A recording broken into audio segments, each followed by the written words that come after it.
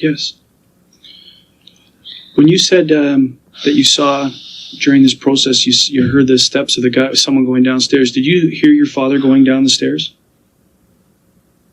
At that point in time?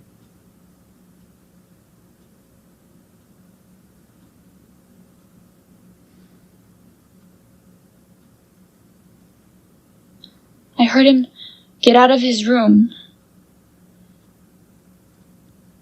But then that's when I was telling Ed that I'd call him back. He was responding to your mom's command? Yes. Okay. Has been missing in every previous telling of the story. If she's on her way out her door, hanging up the phone, and when she opens the door, there's a guy there, how is it that Dad made it down the stairs without running into that guy? I think the fact of the matter is that he never made it down the stairs. In your kitchen, there is rear sliding doors. Is there not? In the back area to get out to the back of your house? Is it sliding glass doors? Yes. How is that normally? What is the normal position of the blinds or whatever when during the day? Do you keep them covered? Are they exposed? Can you easily have access to get out to the backyard, or do you have to open them? Like, how is the normal routine? Glass sliding doors are an easier way for home invaders to enter. Those glass doors are notoriously bad in terms of security. They're easier to break into than a front wood or metal door and can be smashed, adding to the shock and fear value to the occupants of the home. They are generally more out of view of neighbors, and there are generally fewer cameras facing the back doors. Entry through a front door is high risk unless the criminals know in advance that the door will be unlocked, or if they use a ruse. For example, in the Alnaz Hashtamiri case, they posed as police officers, went right to the front door and got the homeowners to open the door for them. Sometimes they'll pose as salespeople or utility workers. If there's a lower risk or an easier way for criminals to get what they want, they'll do that. It differs from time of day and time of year. My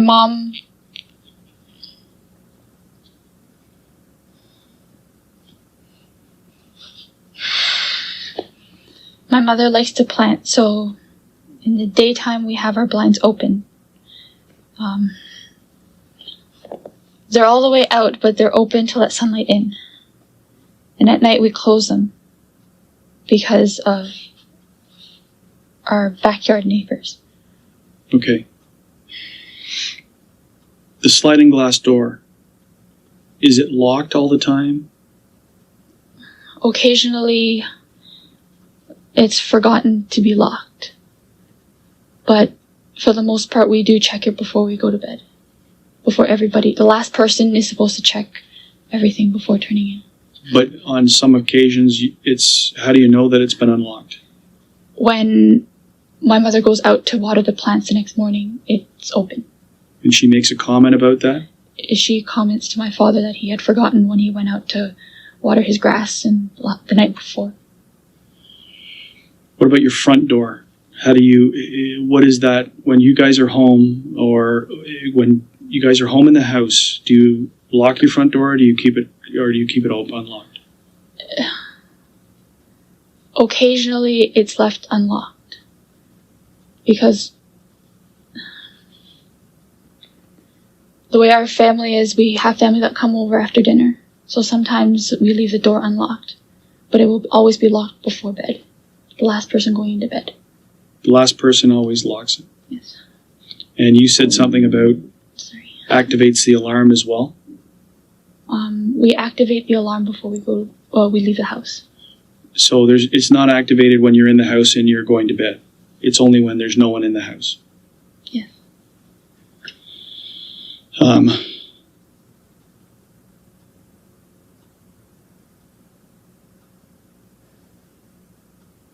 When was the last time that you went out through the back sliding glass doors that you remember?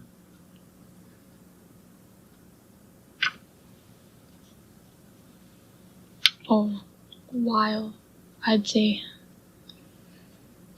The only time I go back there is if I'm barbecuing.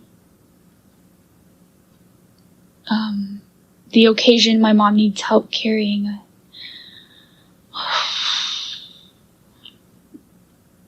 if she needs help carrying something heavy. Okay. What about if strangers knock on your door?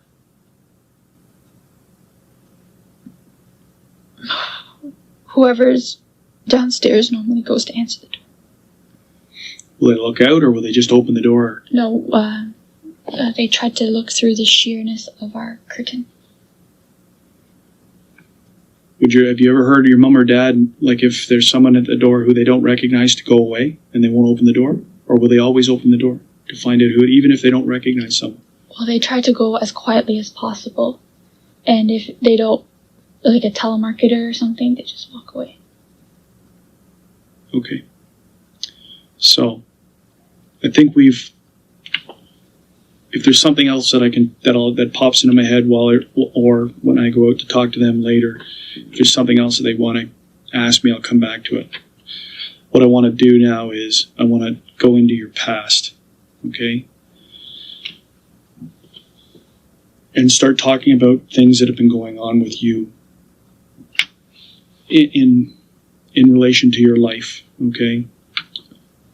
I'm not going back to childhood. That's not my interest. Is obviously in the last few years is what's going on. Do you have a boyfriend? I had a boyfriend, but no, I don't have one. What was your boyfriend's name? Daniel. Daniel what? Wong. Tell me about your relationship with you and Daniel. It was a really tough one. We went to high school together. He helped me through a really difficult time in high school when I have asthma, but it wasn't a concern. It was only a concern when I was younger. But when I went over to Europe, a lot of sick people were smoking cigarettes, and it acted up over there, and he took care of me over there. When did you go to Europe? 2003. Okay, and how long were you there for? Under 2 weeks, I think. Okay. So this is 2003 when you and Danny started dating? No, later on in 2003, we were just friends at that point. Okay. What grade were you in at that point? 11. 11. Her parents, who she characterizes as super controlling now, allowed her to go off on a trip to Europe years earlier when she was still a minor. What, if anything, changed between then and the time just before the crime? So how does your relationship with Danny develop? Where does it go and how long does it last? It lasted about 6 years. It began in the summer of 2003, before my grade 12 year. We were just really good friends, and I guess it just happened. Like, we just started going out. Well, saying that we were going out, but I didn't really get to see him much. Let's talk about that. Why didn't you get the chance to see him much? I wasn't allowed to have a boyfriend. And that was when you were 18? I was 17. 17, turning in your 18th year? Maybe grade 11 or going into grade 12? Going into grade 12.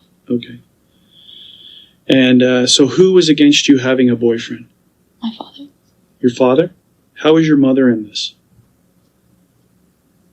She took a back seat to his opinion. She would tell me that I gotta find someone who was devoted to me. But at that time, my father was the one that enforced the rules. And what were the issues your father had with a boyfriend? Was it Danny in particular, or was it just a boy? Just any boy at that point. So what happens? How are you saying that you're not allowed to see this? I know that there's certain ways that you can still get around your father not allowing you to see it? In grade 12, we went to school together. He transferred out, but he'd come over to our original high school, and he'd come see me. Okay. And once in a while, I'd go and skip class and go see him. So you were dating him essentially without your parents' knowledge and consent. Yes. What would they have done to you if they found out? And did they find out? Not in high school, no. Okay. So you finish high school, and then what do you do when you finish high school? I wanted to do kinesiology, but my father was very adamant on doing something in the medical field that was a little bit more, in his opinion, more like a more successful, I guess you can say. He knew I didn't have the stomach for being a doctor, so he wanted me to become a pharmacist. Okay.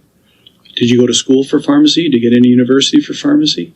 She shook her head here, indicating no. What you see on the screen is a police photo of a fake degree belonging to Jennifer. So if you finish your grade 12, you go to your OIC year? Like grade 12 is you finish your OIC year. I didn't have OIC. I finished my grade 12. And then what do you do for the next few years? While your dad's wanting you to get into the medical field, what do you do? I was trying to get into piano. What school?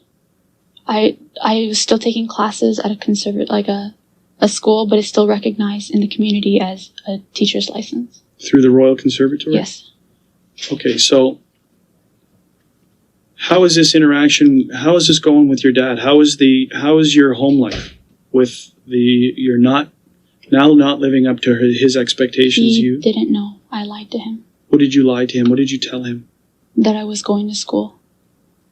For? For just science. For science. Bachelor of Science.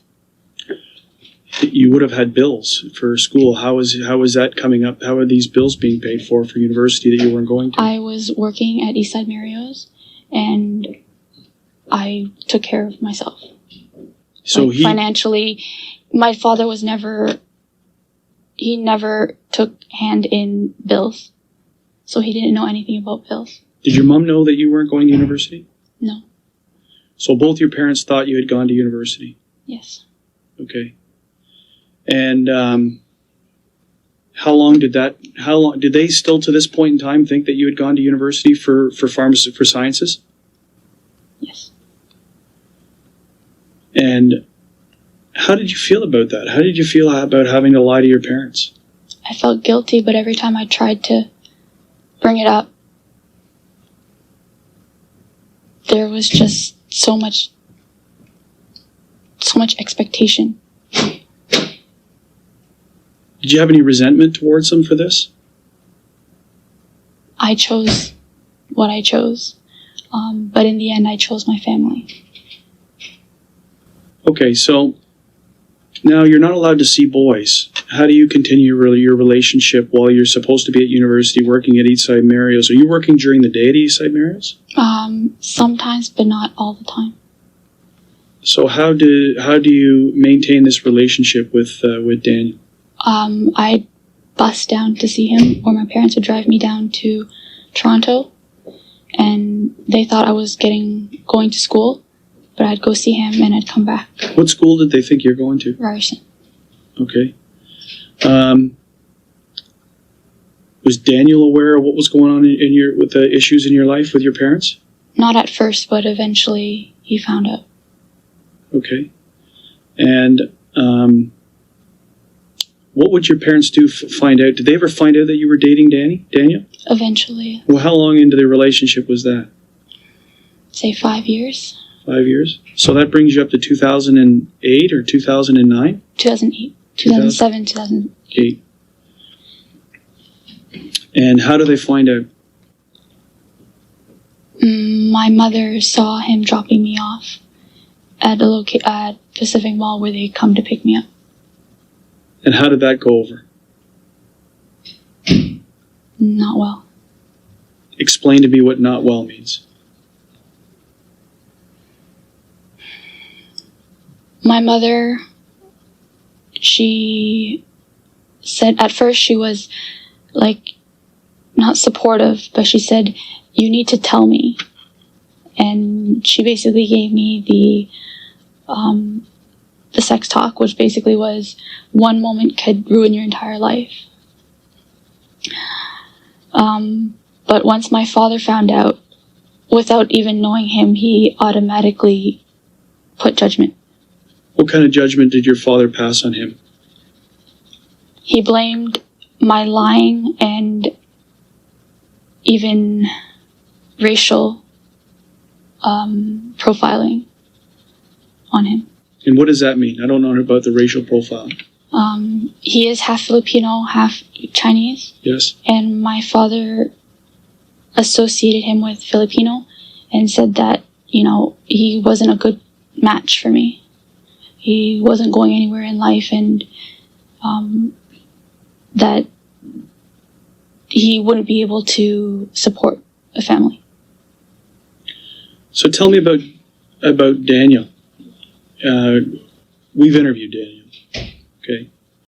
So we've learned she can actually live a lie. She's willing to deceive those closest to her. I understand that there are people who would defend this, but I'm not stating this as any kind of a moral judgment. I am saying this is a behavior we know she is willing and able to engage in, and it's a pattern of behavior. And that pattern informs assessments of what a person says. I sense resentment here. Her father is still in hospital fighting for his life, and she's portraying him as racist. We all know by now that she's unreliable. But even if this is true, one might expect her to soften that or hesitate. But she volunteers it. This by itself is not enough to come to any conclusions, but it's interesting. We should expect to hear about how none of her friends are Filipino then. I do have a snippet of audio for you. Daniel Wong's interview. It's audio only. Here it is.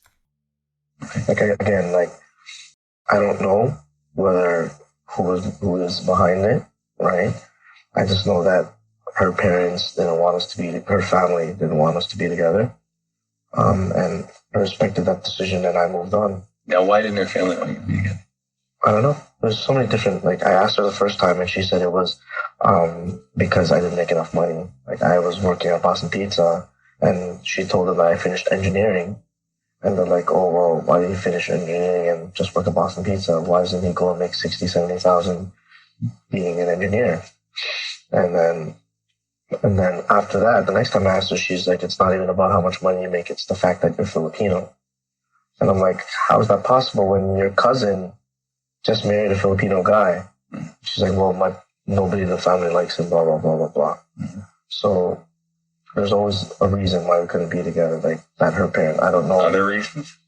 Sorry? Is there other reasons? No, those were the reasons. So was she lying to Daniel as well, and she's just repeating a story she told before? Is the racist bit designed to make Dad look bad and Jennifer look like a victim? Was this supposed to put Daniel more firmly on Jennifer's side? Like Gary Gibson.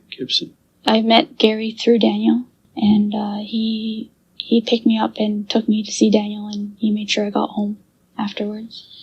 So tell me about how come your parents allow you to speak to Edward or to Adrian, in fact, allow Adrian into the house? Adrian has been a friend of mine since beginning of high school. My parents agree with his, how do I explain this? He went to school for engineering. He has a job, and his mother is a piano teacher as well, like myself. So in their eyes, he had a well-rounded life. What is being described here are behaviors and values. So the truth is that the concern of the parents was about how they perceived the person's character. And because he took me out once in a while, but not really. But because he has a car of his own, so he comes over, therefore they were able to interact with him and accepted him. Okay. What about Edward? Edward was an old coworker of mine.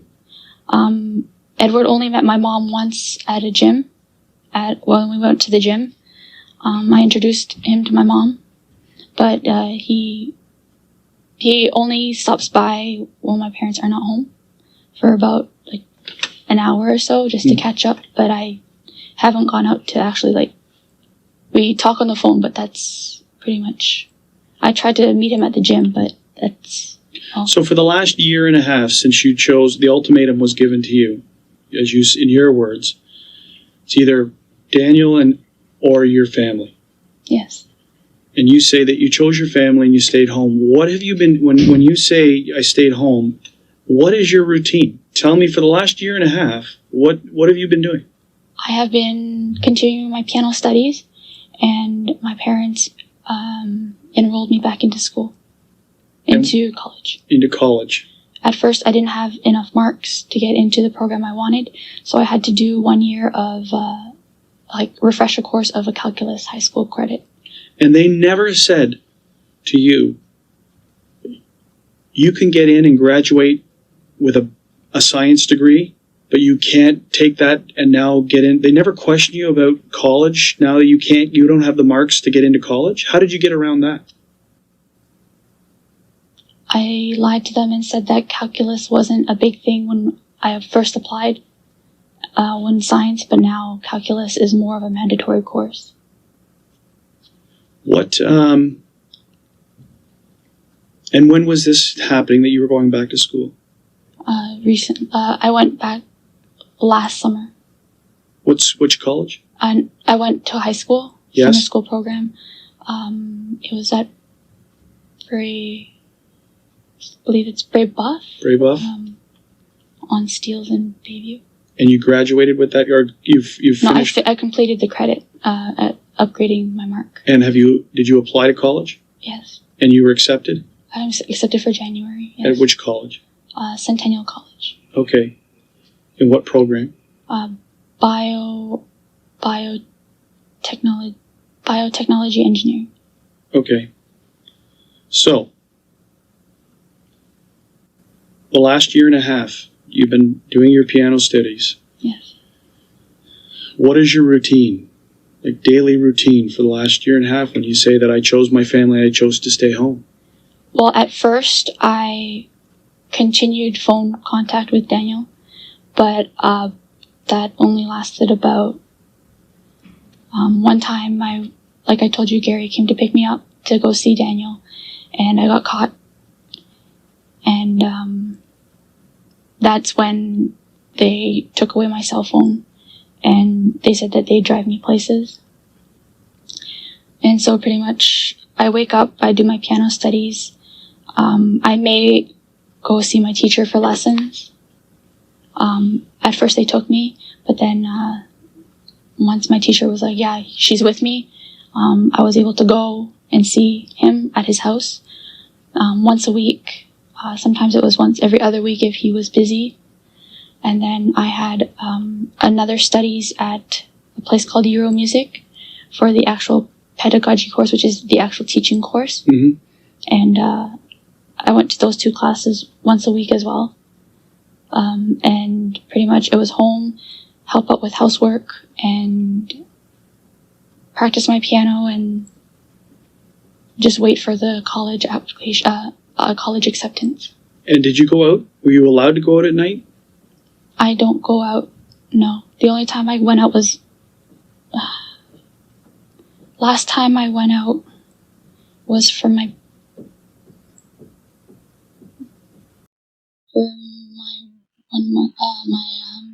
my birthday, and I was able a week ago to go see my friend on night of Halloween. My mom went out. This answers what changed in respect to the parents exerting more control. It was her deception. They couldn't trust her, and they were worried about it. Notice the detective asked if she was allowed to go out at night, and her answer is not yes or no. Her answer is, I don't go out at night. Then she launches into a long narrative about how she was able to go out one night recently, and she tells him about going out skating. The equipment in the interview room failed, so the sound is going to be wonky for a little bit. Bear with it. It gets better. Parts such as the long description about going skating will be cut out, as well as parts where the dialogue is indiscernible anyway. This other phone that Daniel gets to you, how long are you able to keep that from your parents' attention? And how long do you have that phone? You've had it for 3 months? The last 3 months? 2 months. And when do you switch from just using the phone to just pulling the SIM card out and using it? Just pulling SIM card, texting him, and then getting it back. Putting it back in my jacket pocket. Okay, so this SIM card that you say was in your jacket pocket, which jacket is it that you're talking about? I have a black jacket, like a furry hood, Yes. that I use in the fall. And the last time you knew about it, it was inside that jacket? Yes. And you would believe there's no reason why it wouldn't still be there? Yes. Okay. And where would that jacket be located? Either hanging in my room or hanging behind, by the garage, the door. Mudroom area, what we call the mudroom area, the garage door. Is it a laundry room where you come in from the garage? Yeah. Okay. Not a laundry room, but it's like a little nook. Little nook. The laundry is downstairs? We took the laundry downstairs. Okay. Danny and his activities, his drug-related activities. Did you ever engage or assist him in this practice? No. I told him I did not want anything to do with it. It's a tough question, right? Are you involved in any type of illegal activity that would draw the attention of these type of people to come to your house looking for something? I've never. What about your parents?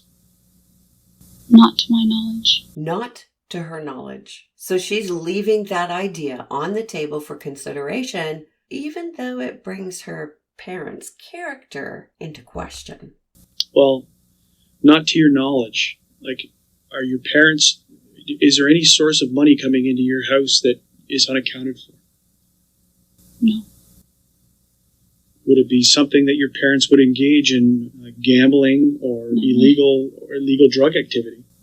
Fast forwarding here for the sake of time, he asks about home renovations and mom's employment. He's looking for indications of them having more money and connections that wouldn't come through employment. He's poking into every possibility to see what is and is not there. Every indication is that mom and dad were not involved in anything unusual or wrong.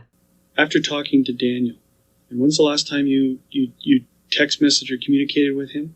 Was when my grandfather was ill. Have you been experiencing anything what you would call in the last little while of any type of threats or threatening behavior? Yes. Tell me about that. This is technically a leading question, not his style. But investigators have more information now, and Jennifer has not volunteered any information about threats, even though she has been given every opportunity and all kinds of openings to do so. If you are the victim of a home invasion that turned horrible like this one did, and had received threats previously, wouldn't that be the first place that you go in your head? Or if not the first, then the second, or the fifth, or the 10th? If you want the crime solved, you tell the police this sort of thing. He says it's just a friend, but everyone says it's his girlfriend. She has messaged me telling me to back off, to leave Daniel alone. And he's messaged me and he's like, is that you calling? But I wasn't calling. Or I'd be on the phone with him and he's like, my Rogers line, because I called him on the phone that he gave me. Yes. And he'd say that my Rogers line was calling him. And when I looked into it, it was like on my bills, those phone calls were made, but I know I didn't make them.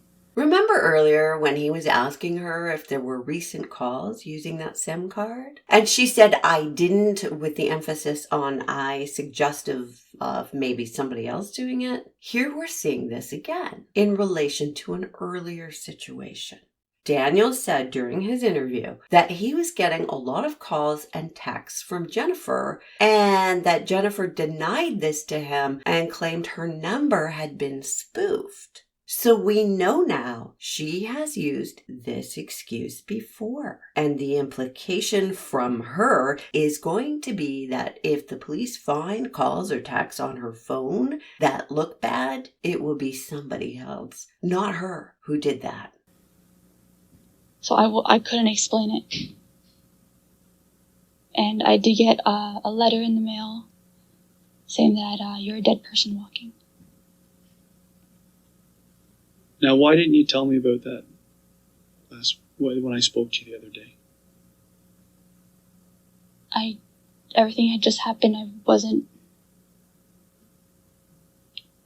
Was it just simply a letter? Yes. It was cut out. Oh, come on. Like you see in the movies, eh? But hey, if that's the case, then there's more chance of fingerprints on the pretend letter. The letter. Where is that letter? It's garbage. It's in the garbage? Yes. I didn't think too much of it at the time. And what did you equate it to? Just jealousy. You still are equating it to the friend or the girlfriend?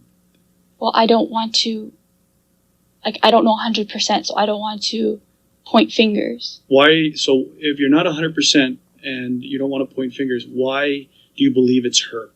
Because she has personally messaged me on Facebook telling me that I'm stupid and to back off and to leave Daniel alone. Okay. And sometimes when I text him, she texts me using his phone, telling me that he's with his girlfriend Christine and to leave him alone. If this detective was the kind of guy to jump to conclusions or latch on to easy answers, he might run with this jealous woman trope to the exclusion of other possibilities. But this detective is not that kind of guy. Is there something that happened to you that you never disclosed to the police before? That is something I lied to him about. Okay. Tell me about that.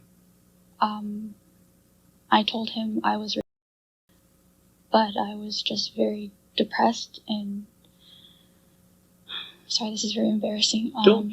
You haven't reported it to the police, right? This is an interaction between you and an ex-boyfriend. Okay, so you're not in any trouble for this, and it's important that we clear it up because he's telling us stuff, yes. And then we're coming back to you. So, yes, but this is something I lied to him about. Okay. And why did? And you say you were depressed, and when did this happen? When did you tell him about this? Maybe a year ago. A year ago. And what was it that you told him? That someone came to the door, and when I went to open the door, they pushed me down and raped me. Victims already have a hard time coming forward and have to deal with people doubting them. When someone tells this kind of lie, it harms all true victims. And for the person accused of this kind of crime, the accusation alone is hugely destructive to them. And the story itself, it's home invaders in her previous life. So we know that that is the kind of thing she imagines. Did you give descriptions? Did you provide descriptions to him about it? I might have. I don't remember exactly what I said. Okay. But you're telling me to my face that this never happened. This never happened. Okay. So this isn't something that we need to be looking at as something that's tied to this. No, that was my lie to him. Okay. For attention, isn't it? Now, what was his reaction to that? Report it. But it wasn't real, so I didn't report it. Okay. Now, Did you ever have a figure if Daniel stopped being a drug dealer or engaged in, or is he still dealing with that? Again, this is not criminal. It's more in lines of, what would link someone to think that they're coming to your house for a large quantity for money, which is an obvious question. I've asked him what he's up to, and he just says running, like doing runs. But I don't ask him into detail. So when he says he's doing runs, you're equating that to he's still running drugs. Running errands, running drugs, seeing people. You just didn't ask him. I just kind of went blind ear because I'm not with him. Okay. Did you ever receive, again, coming from, we're going to ask it, did you ever receive any other type of threatening text messages that, more than just words of what a person says, don't see him or don't, did you ever receive anything that was threatening? Yeah.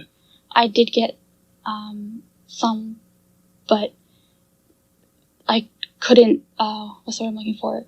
It said that we have people that can erase this message.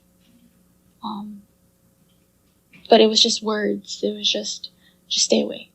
How convenient that the evidence could be erased by the offenders.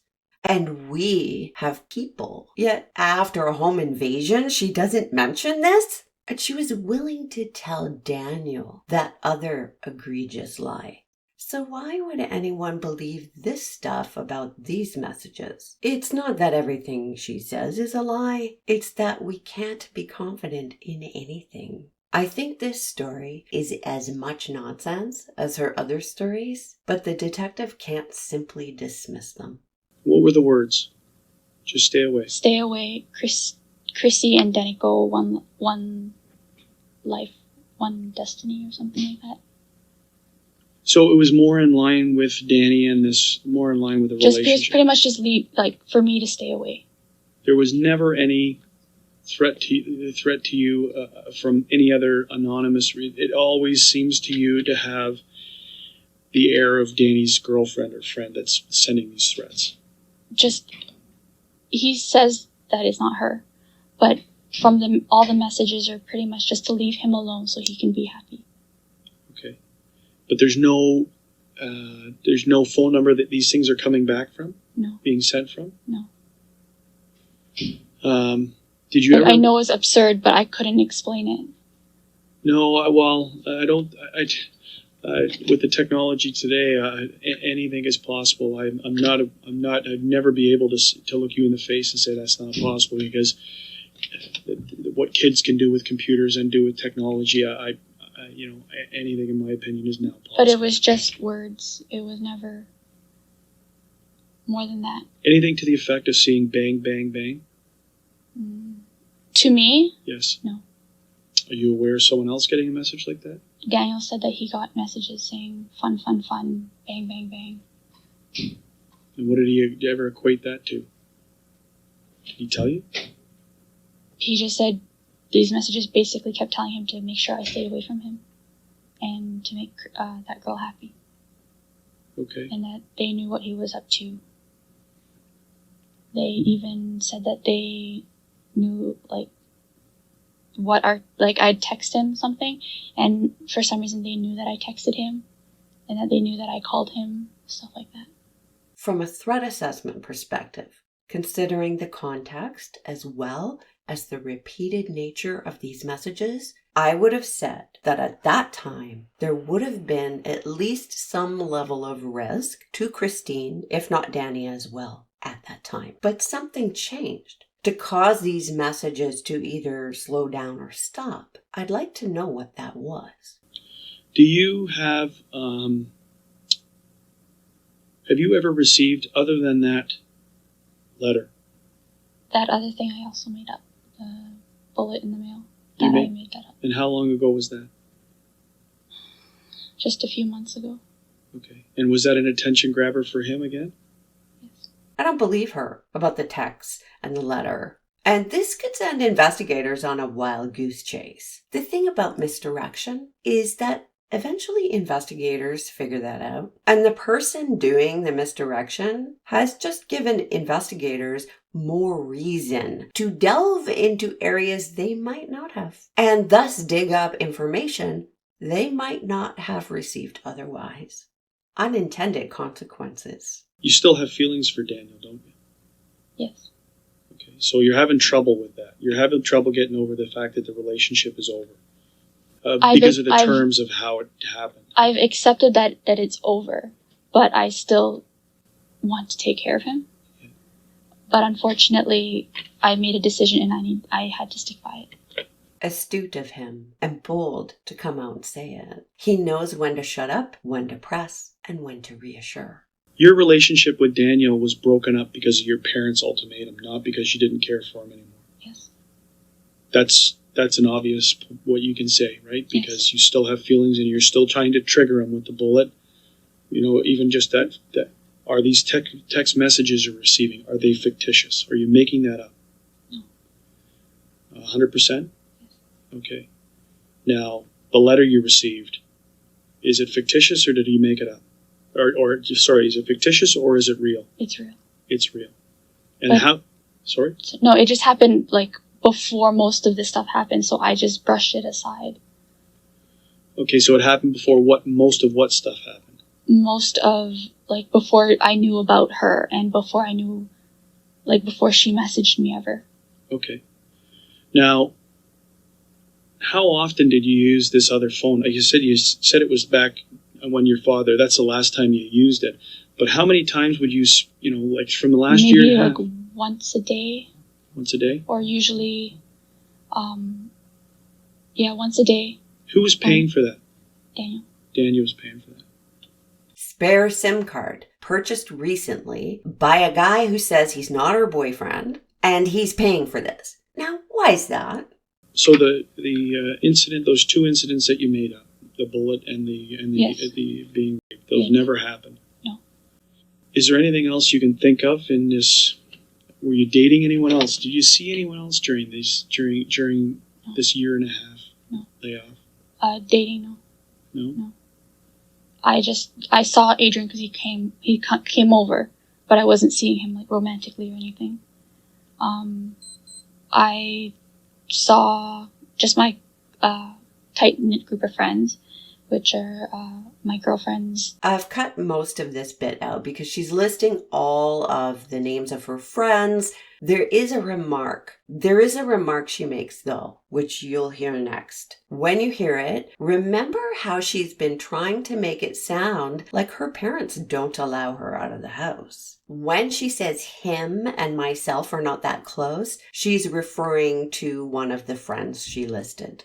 Him and myself aren't that close, but he does hang around all of us if we go to, for example, when my friend had a baby, we were all there together. Now, what about, again, I apologize for the name, It's okay. Gary Gibbons or Gibson. Gibson? Gibson, yes. Where is he in this? I haven't spoken to him in a long time, I'd say about a year, but prior to that, we spoke quite a bit. But he was your link to Danny, right? To get to Danny yes. to drop you off? Well, he'd call Daniel if he didn't answer my calls, and we hung out on our own as well. What do you know about Daniel's girlfriend, Christine? The only thing I know is that she's living with her father. When we were in high school, she lost her mother. I believe she has a child, and I don't know where the father is in that. Okay. Daniel's told me that, this is just what Daniel's told me, that she's going through a custody battle, and that every time I ask him, what are you doing? He's making runs with Christine. So. Every time she asks, making runs with Christine, Jennifer is trying to paint Christine in a certain light, isn't she? Making runs with Christine? Yeah. And I'm sorry, when you say runs, for me, listening to making a run, would you draw the inference that that's back to the drug business? I would, but I didn't go more into that. Don't go more into it. What do you take that as just hearing it at face value? That he was going to meet somebody for drugs, or And Christine's along for the ride? I was told, like in his words, that he was the one taking her to go see people that she knew. Ooh, so now it's Christine who is the bad one. Never mind that Danny was dealing drugs while he was still with Jennifer. That she knew. Yes. Okay. And that everything was at her house or something like that. Okay. I want you to sit tight. Do you want to get you some water? Yes, please. Okay. I want you to sit tight. I'm just going to go talk to Deborah. Deborah Gladding. She's been monitoring. I'm also going to talk to the primary investigator. Okay. We're going to get you some water, and we're sort of moving through this. This is great. Okay. I appreciate the fact that you're honest with me to tell me that these things were made up. Okay. It's very I important. can't lie, right? And You can't, because well, if you were raped and you received bullets, those are some pretty significant threats, right? I understand. Okay. There was also one other thing. Yeah. We were getting private phone calls at my house as well. I never told my brother because he was at school. Yeah. When we picked up, they'd always hang up. And one time, my father had picked up. And like I said, Mondays, my mother would go dancing. Yes. And when this one time I picked up the phone, but my father was already on the phone, and there was this woman on the other line, and I don't know who it was. And they were speaking Chinese, which is a little bit off for me because my father's Chinese isn't his first language. Okay. And my father doesn't even know I was on the line. But this woman was saying, you have to come over right away. Right away, you have to come now. And my father kept saying, I can't come over. No. And she's like, I don't care, you have to come now. Like I said, he still does, to this day doesn't know that I heard that conversation. And when he went down the stairs to see me, because I was on the main floor, he was upstairs when he answered the phone. He was like, I'm going to go, and my cousin Michelle, she said, I'm going to go to Michelle's house to, I believe their tap was running, or he's a handyman with housework, so they asked him to fix it. But I don't remember where they were out.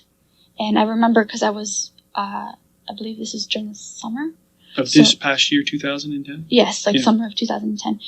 And me and Michelle, we go to the gym together. So she had mentioned that day that she had, I'm sorry, I don't remember what, but she had an errand to run with her mother. And I was like, I think it was a doctor's appointment or something. And I told my dad that I believe they're out, they're not home. And he's like, I'm going to go. So he left. And when he left, I had called my aunt I believe my aunt had called me back, or I had called her. Somehow we connected with each other. And they said that they were not home yet, but they're on their way. They would be there in about a half hour. My father never came home. And my father says he was driving around their block, waiting for them. But when I confronted him, I said, I thought they said that they weren't home. And he's like, I was driving around the block. But when I didn't know how to process this. And so I confided in Michelle when we were at the gym. And she said that when she came home, she did drive, cause they have, her garage is in the back of her house. Mm-hmm. So there's like a streetway that's just garages. And when my father goes over, he likes to use the back door and knocks on the door in the back door because it's convenient because everyone's in the back of the house, usually with a kitchen. So she said that she drove in 2 circles before, she drove around to check before she went in, but my father was never there. If this is true, it's significant. If it's not true, it's horrible. She's implying that Dad had some involvement with another woman. That would be an avenue of investigation. Parties in a triangle, a love triangle, are at increased risk of homicide. just by being part of the triangle. In this story, she explains a lot about her cousin, but the cousin driving around looking for dad when he's not actually expected by her is off. There could have been a phone call like this from someone wanting dad to come and fix something, and Jennifer is making it sound like something nefarious. We don't know. Does Michelle speak Chinese? Yes. Yes, she does. This is your aunt? This is your cousin is Michelle? Yes, my cousin Michelle, yes. And your aunt's name is? Huida Le. And was your father ever at that house? Eventually, she said that he did come over, and he helped them out, and came back home.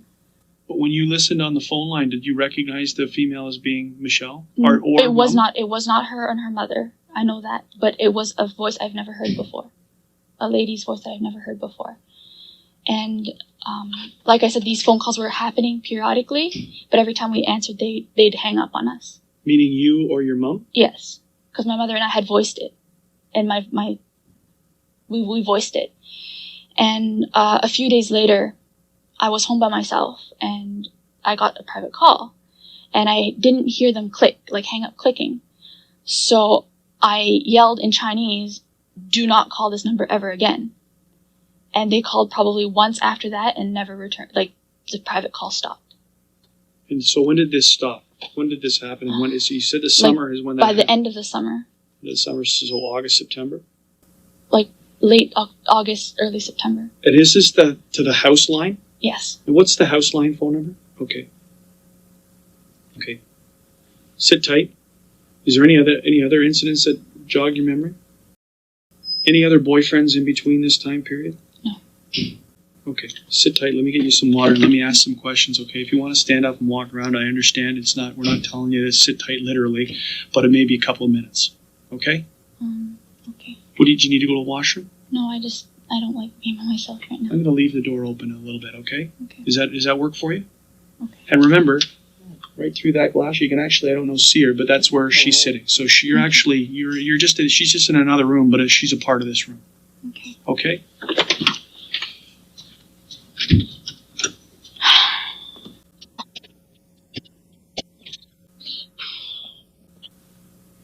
I think victim services is engaged, right? They're trying to help you. So just stick with that. Okay, it's a long road, but it can be a very successful road. Okay, and what you're feeling, I hate to say, is normal, but it is. It's something that a lot of people who are in the same circumstance will feel. Okay, but what I want to do is I want to finish off on this so that we can let you go and get out of the police station. Okay, because I appreciate your time and I appreciate your help. So, what is in the safe? The last time I opened it, my mom took out our passports. And she has the combination. I don't have the combination. You don't have the combination for the safe? No. Just your mom? Just my mom. Okay, and so there was passports, no large quantities of cash in there.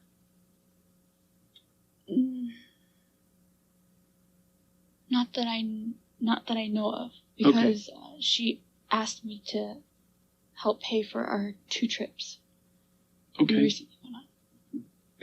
And what did you get? What did you have the $2,000 for? Where did you make that money? I was saving up to get a new cell phone. She didn't fully answer the question. She answered about what the money was for, but he'd also asked where she got the money. This was 2010. Cell phone prices back then ranged from about $200 to $600. I don't know of any cell phones that were over $2,000. Do you have a BlackBerry? I gave it to Daniel. Okay.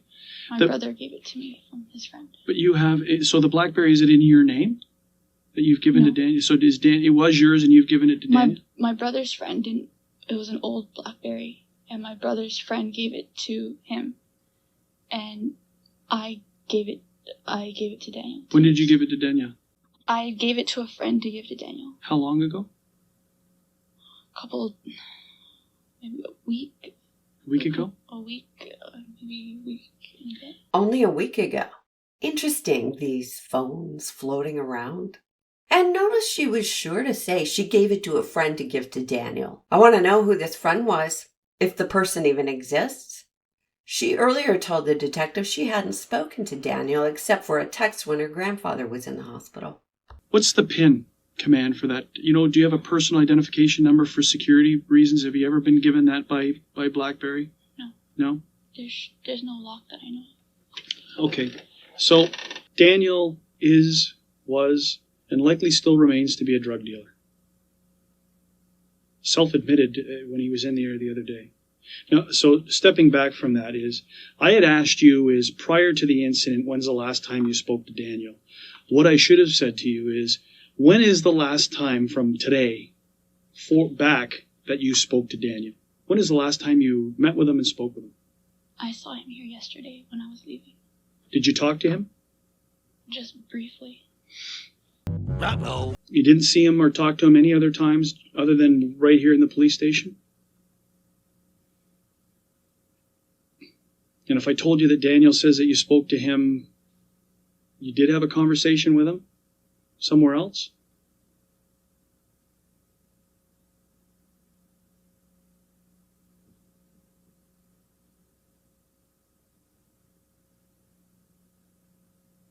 He would be lying?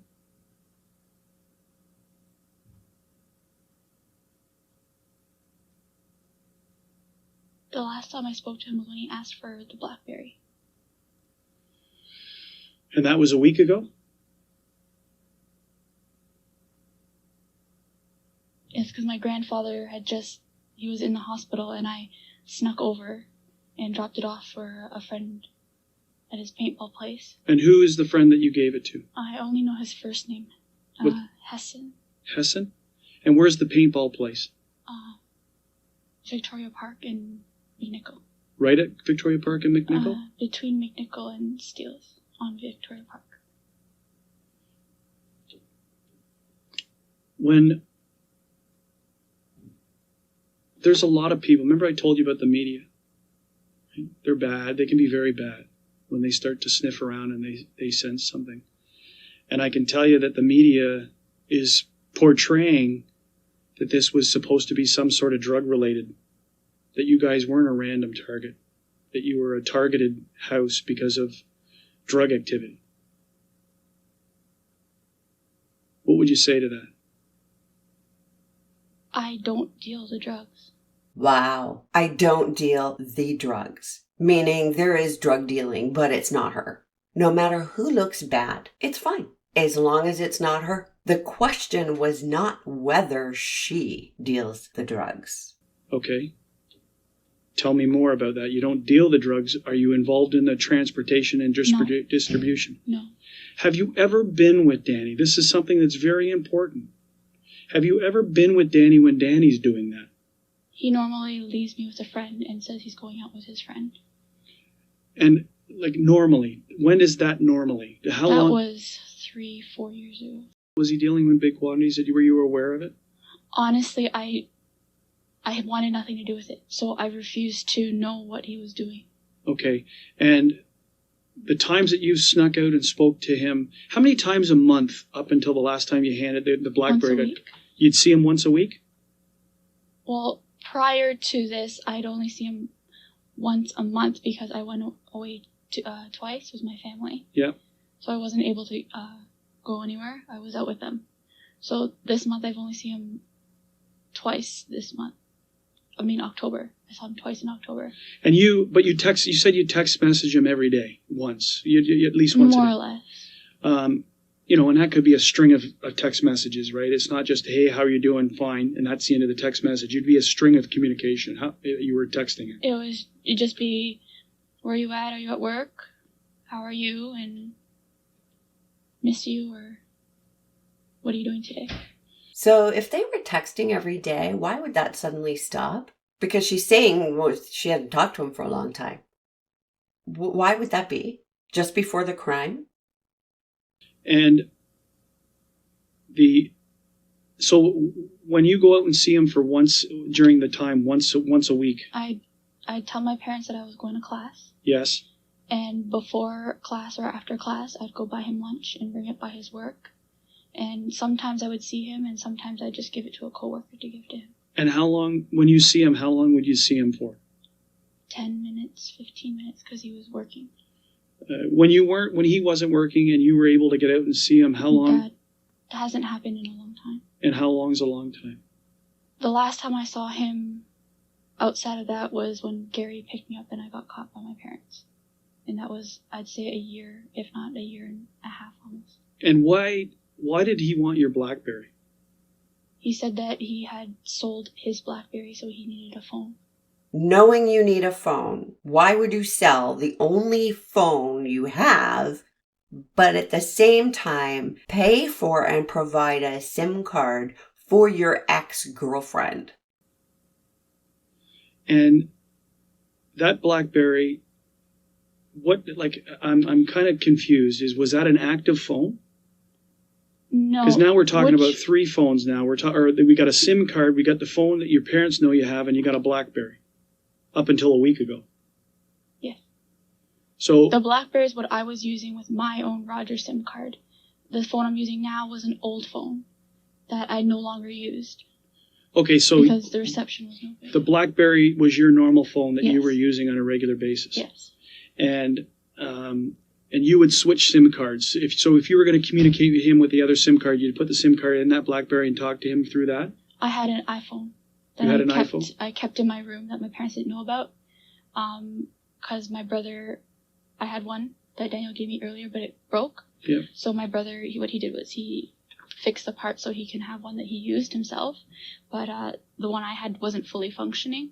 It was just it had no internet access on it. So I just kept it for phone calls and I kept it hidden. And where is that phone now? It should be still in my room. Yes. Where? I believe it was on my laptop table or something, or on my counter. And it doesn't have a SIM card in it right now? No, I don't keep the SIM card in it just in case my parents asked. Okay. So there's an iPhone on your desk, somewhere yes. in your room. Yes. And the BlackBerry that you had up until a week, and it went to Daniel, and for what reason it went to Daniel? He had a newer BlackBerry, but he said someone wanted to buy it, like a friend of his wanted to buy it, and that he needed a phone temporarily. So he took your phone. So I had another phone as well, so I said, okay, I'll lend you this one. So it sounds as if you couldn't let Danny go. Like you're still there. You're still hoping. The hope isn't much, but you're still hoping. I still care. You're not walking away from him, right? You haven't walked away from him, even with the comments that you've received. These comments from. I had, but I had for a while. I disappeared from him for a while, but it was just he's that calm that he can make me calm, so I reached back out to him. So is it you instigating all the communication, or does he reach back? Does he start? He reached back as well. Okay. Now you have to figure, as I said, the media can be horrific in some cases, and I had told you not to read or pay attention to the news. No. And I know for a fact that in one of the newspapers, that the angle that's being portrayed right now is that this was a drug, that you guys were not a random, but a targeted residence because of drug-related activity. You and your family were engaged in drug-related activity. Where's the big denial? The suggestion is that it's her and her family, not just Danny. Now, is it possible that Danny, that you are being mistaken somehow as being involved in his life in that angle of things? Well, I haven't been around his life for a while, like going out with him.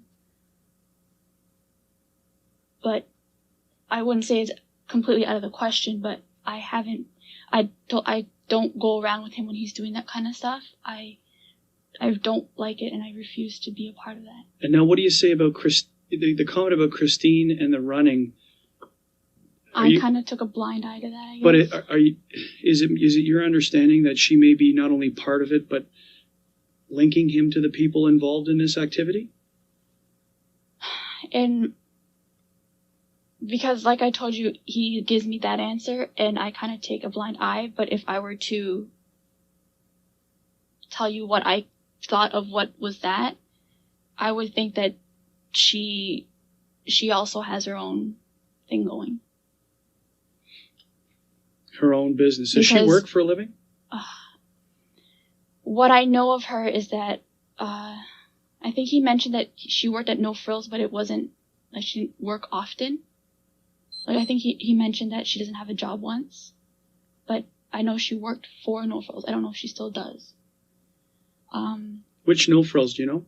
Unfortunately, I'm not sure. Do you know what area of town or where she lives? She lives at Midland and Steeles. At Midland and Steeles? Yes. On the Markham or Scarborough side? On the Scarborough side. On the Scarborough side. And Christine, you don't know her last name? What's that? What nationality is she? Filipino. Filipino. And how old is Christine? I only know she's older than me. I'm not sure if she's his age or older. I'm not sure. Did he ever say where he met her? We all went to the same high school, and they also we all went to the same high school. What school was that? Mary Ward. Mary Ward? Yes. Now, how would you feel if, like Daniel is the one who's through whatever activity that he's engaged in and you've been around, but not necessarily having an understanding because you're seen with him, that he's brought this back to you?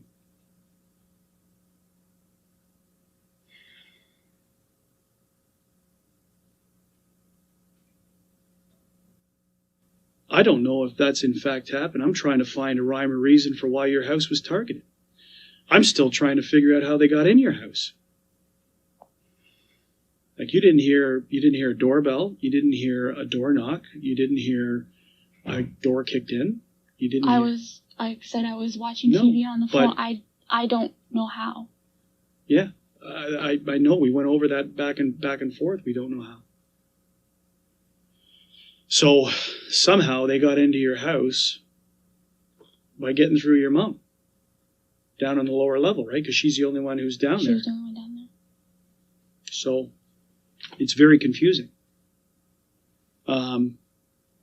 We do have surveillance cameras from the area, right? That explain that. Well, hopefully, but that's still a work in progress. But generally, random events are not, in most cases, random. There's a rhyme or reason why they've come to your house. But from what you've told me inside the house, the only thing that you hear them saying to you is they're looking for money. They're not looking for a specific quantity of money? No. Do you ever hear number one telling number three about the quantity of money that he's recovered? No. I don't hear that. All the comment you hear from number one really is it's time to go. We've been here too long. We've been here too long. Yes. And number three was the one that says was my father, and all I could. What I heard from him was basically, "Where's more? You're lying."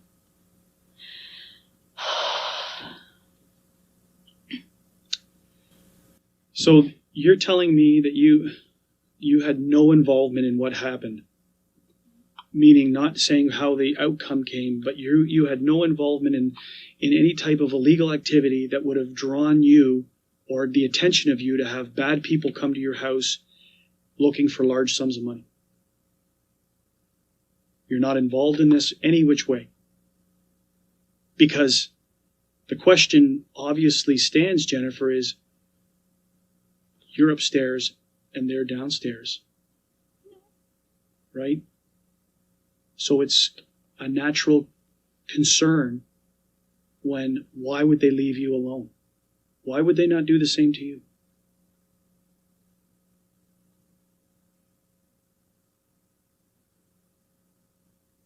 You can't answer that question? The only thing I can say is he said I cooperated. The, But I asked him to take me. The number with my one mom. guy? The number one guy said you cooperated. Okay. You had no threats. And again, we're back to the fact that you admittedly lied. Okay, not to me, right? No. Not to me. No. You admittedly lied. You've lied to your parents, right? About going to school. You've lied to Daniel about being raped and about receiving a bullet. Who's to say this whole thing isn't a lie? That what you're telling me is a lie? Because if you are lying, it's the most cold-blooded thing that I have ever faced in my life.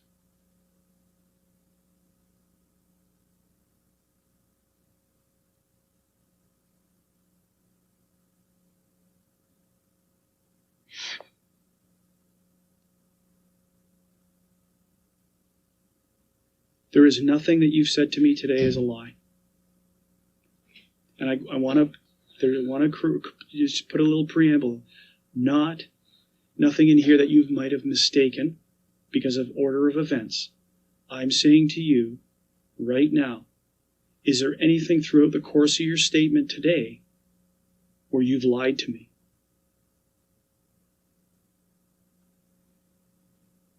From your interaction with Daniel, from your, I'm not involved in drugs and I don't have anything to do with them, and we don't have large sums of money. What about life insurance policies? Do your parents have life insurance policies? I think, I don't know. You don't I know they had a, I have one of myself. Yes. And, my mom, they used to have one for me when I was younger. Okay. Notice how she switched the focus from whether her parents had life insurance to the life insurance on her. And she elaborates a bit, not to provide information, but to redirect. But half of that went to education, half went to life insurance. And when they found out I didn't go to university, they asked for the money back. So hang on a second here. You told me that they never knew you didn't go to university. When did they find out that you didn't go to university? I told them that I graduated, but I never went to university. That I went for 2 years, but I never finished. Okay. And they wanted the money back as a result of that? Yes. So you did actually tell your parents somewhat of the truth that you never went to university, but it's half-truths. Yes. So, back to this line is where we're talking about the fact that of the lying, right? Is that it's I don't deal with the drugs. I don't associate with that. Okay. I don't. Another redirect. He wants to talk about her lying, but she comes out with a denial about drugs. Now, back to another very difficult question. But if I don't ask it, it's an obvious one. The resentment that you may have had towards your parents for the interference in your relationship and your life and essentially locking you down in your house. At the end of the day, I love my parents and I chose to be with them. And if I wanted to, I could have just left, but I didn't. I wanted to stay with them and take care of them. Didn't she say she had nowhere else to go? Maybe I've got something mixed up here. In any case, she has not described anything that would amount to taking care of her parents. So this wasn't some evil plot that you thought up to... Oh my God, no. No interaction, no belief, you didn't have anything to do with this thing at all whatsoever. No. You don't engage in illegal activity? No. Because you know that it will be a very easy thing to discredit you on, right? We're in the process of trying to add credibility to what you tell us, and that's through the process of asking people and doing whatever. Through that same process, it will be very easy to find the flaws in what you've said, which again then turns the focus back to you.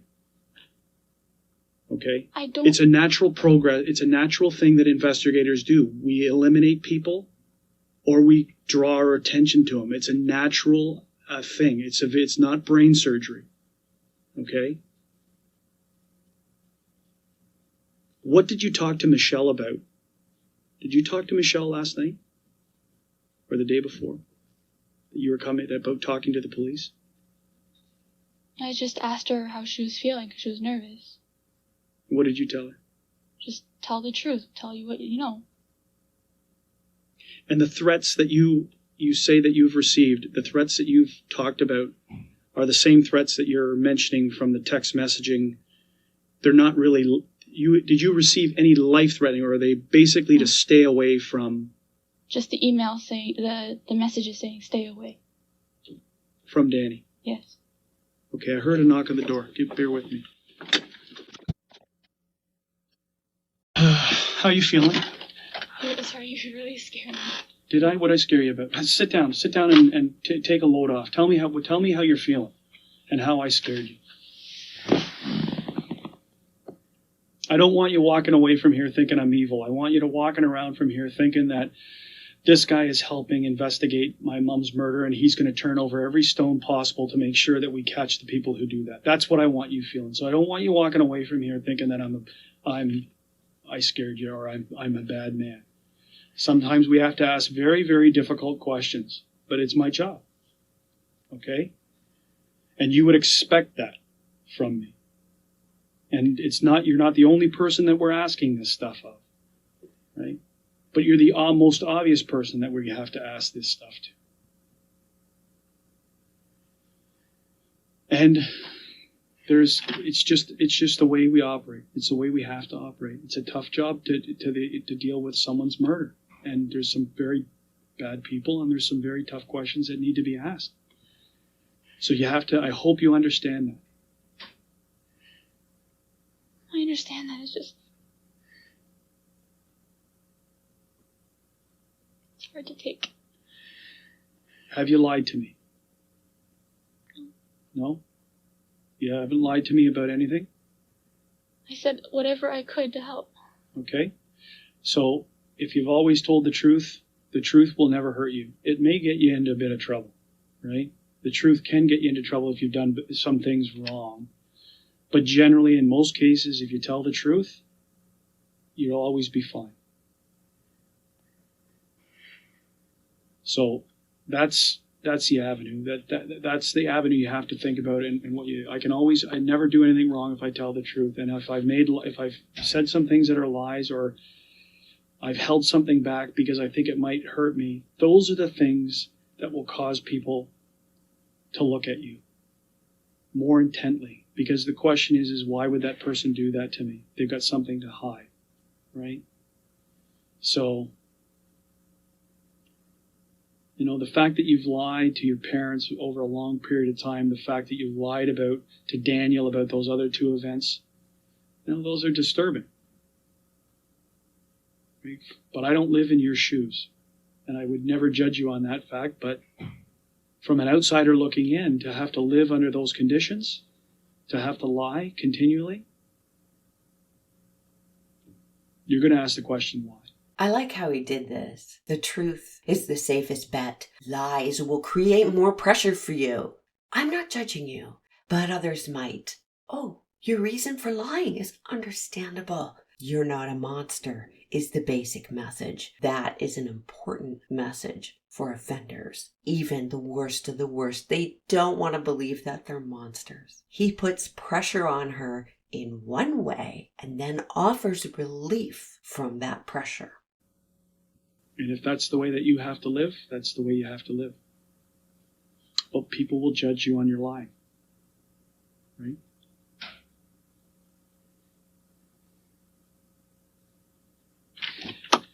So is there anything else that you can think of that might help us? There was this one person who added me on Facebook.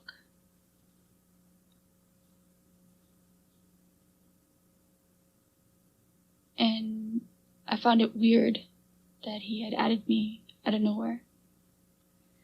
and I had looked in common friends and saw that he was friends with this girl, that girl, Christine. When I spoke to Daniel about it, I don't know if he told her or not, but I asked him, like, is she just casual friends with him, or is she good friends with him? And the day after I asked him this, they were no longer friends on Facebook. Who is this guy? What did he look like? I've never met him. Apparently went to high school as well, but I don't recall ever meeting him. And he kept asking me questions that I don't know if it's just his personality, but he asked me questions that I thought were too abrupt to ask someone you just met. Like what? Give me an example.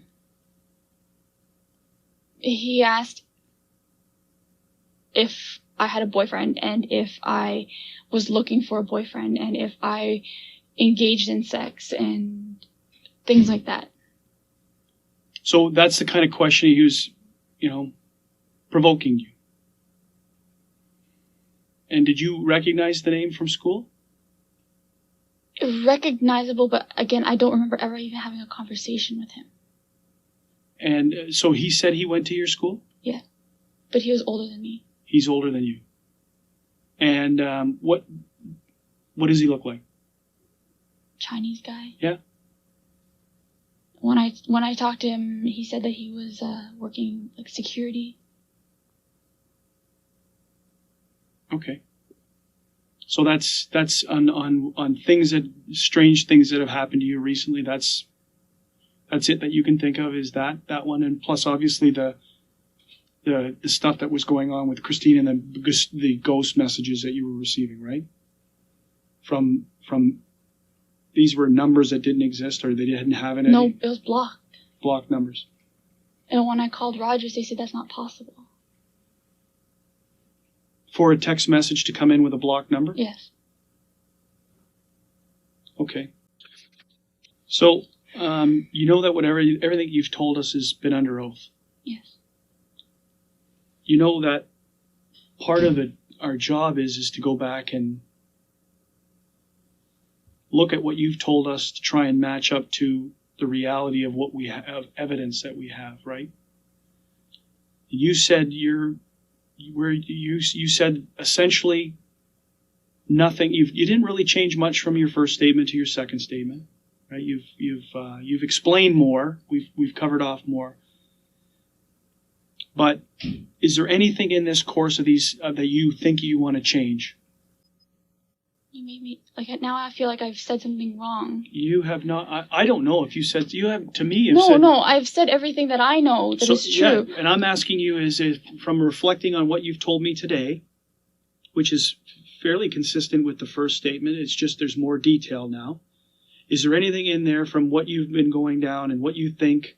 It should be right on the tip of your tongue. If you want to change something, it would be like, you know what, I said this and I really meant this. It's not something you've missed. It's something that you knowingly have said that you want to change, that you know was wrong or could be taken wrong. Okay, well, first thing, the school thing. Yes? I didn't go to university, but I told my parents that I went for a few years. Right? How long Just ago to did you clarify. how long did you tell them that? How long ago did they find out? I told them everything when I was seeing Daniel, and that I told them I only went partial school. Okay. And I told them all. And when all was that? What year was that? How long ago? A year and a half ago. So is this when the ultimatum come down? Is that at that point in time? The ultimatum came about there's always been ultimatums. Like, they always gave me a second. But the one that you made the choice where you were at, because you say that was about a year and a half ago too, is that part of when you came clean to a certain extent? You say you came clean. Coming clean would be mom and dad. I didn't never come went clean, to- but I came, like, when I said what they know. And that was a year and a half ago. Yes. Okay. So there's one that we've clarified. Is there anything else that you can think of? Notice he frames this as clarification rather than admission. Clarification is less threatening. Is there anything that Like, everything I said is what I said. That's like, all. That's all I know. Yeah, you But can't. you're just I making know me feel like you're I'm... looking at me for me to try and tell you what I think you said was wrong. I don't know. I'm telling you that I've heard everything that you've had to say. I don't have this miraculous TV ability that says I can pull out a chunk of this and say to you, that portion's wrong. I can tell you from what you've told us, we're going to compare it with all the evidence we have and see how consistent it is. There's no way you're expected to be 100%. It's impossible. Okay? Eyewitnesses for every event we know don't have the ability to recall everything. So that's why we ask you do to the best of your ability. My concern lies in the fact of your lying. Okay? You've come clean. You've never lied to me before, right? Oh, that's good. He's giving her something to live up to. He's giving her positive regard, and that's really important. He's indicating that they have a rapport, trust, a relationship. I don't think she's going to confess right here. She's close to getting out of there, so she's not going to confess. But he is like water on a rock, wearing it down. I've never met you to be a liar, but the fact is that you've lied about stuff to Daniel. You've lied to your parents. So, could you be lying to me? I can't. Why couldn't you be lying to Because me? you're scaring me. That's her answer? Not because I'm not lying, or because it's too important a thing to be lying about, or because I want you to find the perpetrators? I want to know who did this to my family? Or even, sure, I could be lying. Sure, it's possible, but I'm not. Her answer is fear-based. That may well be a product of her life experience, though. It's interesting. Doesn't mean that you couldn't be lying to me, right? I don't know you. I've known you now for probably 5 hours intermittent. I hope you're not lying to me, right? That's all I can hope for. But the fact of the matter is that those three things are sitting there saying, you know, like, you have the ability to trick your parents for a long period of time. They just weren't in tune with what I was doing. Very explainable, and I also I wasn't living where you are, right? And I'm not going to prejudge you because people do what they need to do to survive. So it could very easily be justified as a survival mechanism. This is the best avenue that you sought, and you were stuck in it. Okay, but the fact is that my job is trying to get the root of a very serious crime, and I have to explore every avenue that we possibly can. So I'm going to do everything in my power to either prove us as our police agency, prove or disprove what you've told us. The more we prove or can corroborate, the more credibility you have as a witness. Okay, that's going to happen. We may even ask you to come back again. Again, it will be you will not be explaining what happened in a grand scheme of things, because you've done that up and down and backwards. It may be for points of clarification. One more thing, sir. Okay, because again, we're going to be going and likely speaking to some of your friends and your relatives, and it's just points of clarification. It may not happen. It may, I'm only saying that it may. I told you I didn't want to do the 5 and 6 and 7 interviews with you. Well, after today, that's not going to happen. But we may be contacting you to help us for some other points that we come across. Okay? Again, it goes back to your credibility. But no one's going to sit you down and crank you through the events unless you were involved in it. Right? And then all promises everything comes off. If you had some involvement in this, then I'm just saying all the rules. If you didn't have anything to do with this, and you're telling me the truth, then we may be calling you to add, is this true what this person's saying this way? And we may be asking you points like that. Okay? You're our only link. You're it. until your dad regains his back and being able to be spoken to. Right now, you're our only link to this case. So we may rely on you heavily until we can speak to your father. Look at how upset she is by the prospect of having to help them more. Not wanting to relive the details is certainly understandable, but he has just made it clear that that's not what they would be after. Most witnesses whose loved one has been victimized want to talk to investigators. Okay? So don't be afraid. If you've told the truth, the last thing you should be afraid of is anything. If you've told the truth and you've been truthful through this whole process, then you're helping. You're doing your part. Okay? And don't be afraid of me. I'm just afraid because, you know, like, I know everything is just all pointing negatively right now, and I don't understand why. It's not all pointing negatively. And you know what? You're misunderstanding things. That you're thinking it's all negatively pointing anywhere. It's not pointing anywhere right now. We are still gathering and gathering and gathering. There is no direction there's nothing. You are not a suspect in this investigation. Okay? You're a witness and a victim of a crime. I know, but I feel that, like, the way you're speaking to me, it's kind of like, I know you said that you had to say those things, but it's here, and I've already said it to the special victims yesterday, but there's, like, ideas in my head. Yeah. And I'm afraid to say it out loud. But ideas about speculation of what happened? Of how it happened?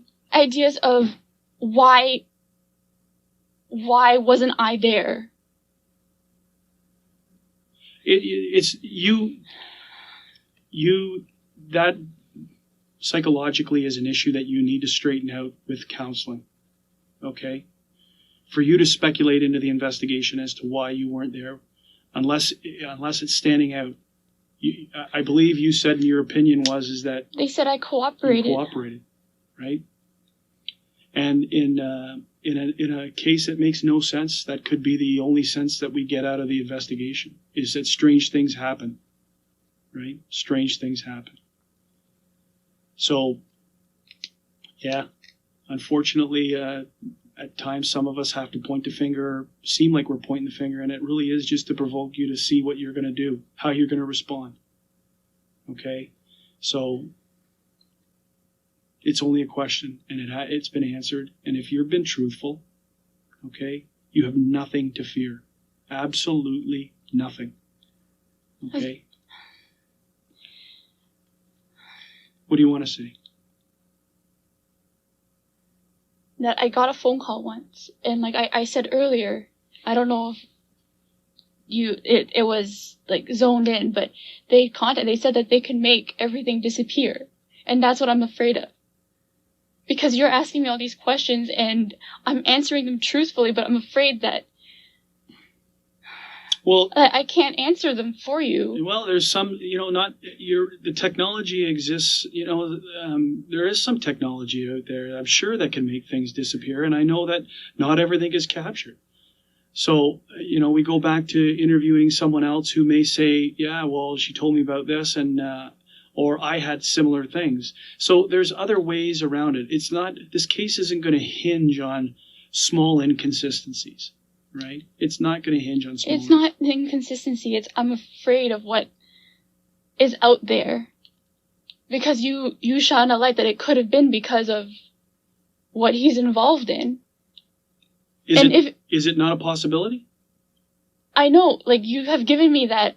Mm-hmm. And with that, I'm just like, I'm scared because it could be anybody out there. Right now, it could be anyone. And that's the reality of it, right? We're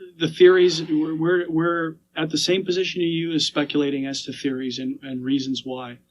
And you can't be confined in your theories because, if you're sitting here looking like this, at a small with the blinders on, that this is it's like this. We got to think at every possible way that this crime could have been happening. And, saying that it could have been Daniel, yeah, it could have been Daniel. Could have been a random act? Yeah, it could have been a random. Could they have been targeted because of something did? Yeah, it could have been. We've got to explore them all. It's odd she expresses fear now that it could be anybody out there. I think this is a cover. I think she can't say what she's afraid of. She expressed fear in respect to evidence or lack of it, and was trying to set it up so she could blame the mystery messengers. That is, her fear is about the police. She is afraid of being caught, and he's not allaying her fears, not really. He's saying they will look at everything, which is the right thing for him to do. And if you're innocent, or if this is your loved one that has been victimized, that statement, we're going to look at everything, would be a comfort. You would want to hear that. But if you're somehow involved or you're lying, you don't really want them to look at everything. And then try and figure out which one, through motive and opportunity and means, was likely to have occurred. And hopefully we start to focus down on suspects. But right now, there's no fingers being directed at anyone. It's just I feel That's what you're meant to feel. Okay? That's what you're meant to feel. But there's nothing right now other than what you told me about the changing, where you fixed it at the end about your I just parents' wanted to name. clarify that. Yeah. Okay. So is there anything else? Not off the top of my head. He asks if there's anything else he should know and makes sure he gets her to say on record that her statement was voluntary and she understood what she was saying. You voluntarily gave this statement and you did it having a full understanding of what you've told me? Yes? Yes. In her next Yes. interview, the police surprise Yes. her. Yes. Stay tuned. Stay safe. I'll see you in the comments.